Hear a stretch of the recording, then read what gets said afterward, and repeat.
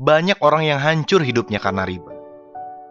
Jadi kita ini seringkali nggak yakin bahwa Allah itu maha pemberi rezeki. Dan inilah penyebab utama mengapa manusia terlibat dengan riba. Alasannya biasanya sederhana aja. Kalau nggak nyicil, dari mana lagi saya bisa beli rumah? Padahal sudah jelas bahwa riba ini pasti akan menjadi masalah hidup kita. Betapa banyak orang yang hidupnya hancur karena riba.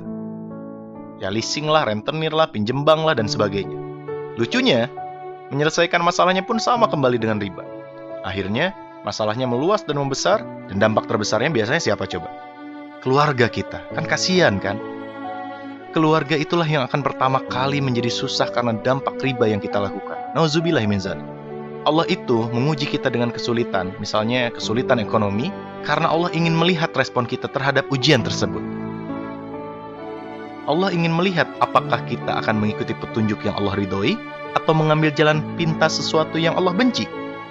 Coba bayangin, andai saja kita sabar dan hanya bertindak sesuai dengan apa yang Allah ridhoi, yakinlah ujian kita itu akan lulus dan mendapatkan hadiah berupa solusi untuk terurainya masalah hidup kita.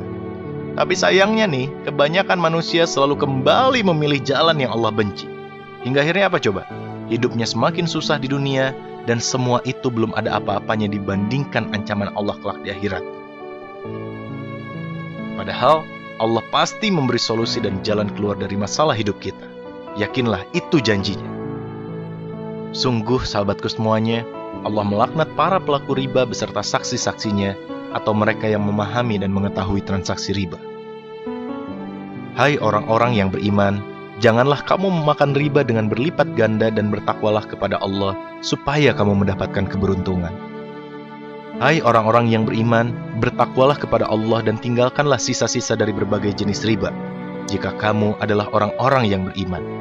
Maka jika kamu mengerjakan riba, ketahuilah bahwa Allah dan Rasul-Nya akan memerangimu. Dan jika kamu bertobat, maka bagimu pokok hartamu. Kamu tidak menganiaya dan tidak pula dianiaya. Tuh coba bayangin teman-teman, Allah dan Rasul-Nya akan memerangimu. Ini bayangin nih, kelak besok lusa di akhirat kita melihat Nabi Muhammad SAW, kita ingin memeluk Rasulullah, kita ingin mencium tangannya, kita mencintai dan merindukannya, tapi tiba-tiba Rasulullah mengangkat pedangnya dan berkata, engkaukah yang selama ini menantang berperang dengan Allah dan denganku? Nauzubillah min dzalik. Jabir berkata bahwa Rasulullah SAW mengutuk orang yang menerima riba, orang yang membayarnya, orang yang mencatatnya, dan 2 orang saksinya.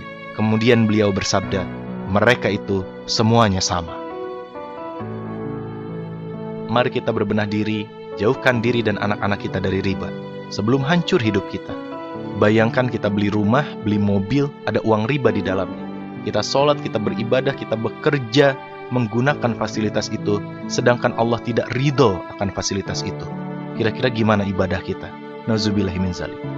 So, yakinlah bahwa Allah adalah sebaik-baik penolong. Rezeki akan Allah datangkan dari tempat yang tidak pernah kita duga.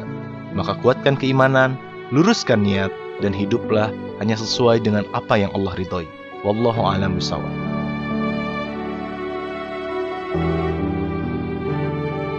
One Day Training Kuantum Rezeki. Kejarlah Allah maka rezeki akan mengejarmu. Membongkar rahasia sukses, keberlimpahan, dan keberkahan rezeki. Daftarkan diri Anda segera ke nomor yang tertera pada video ini.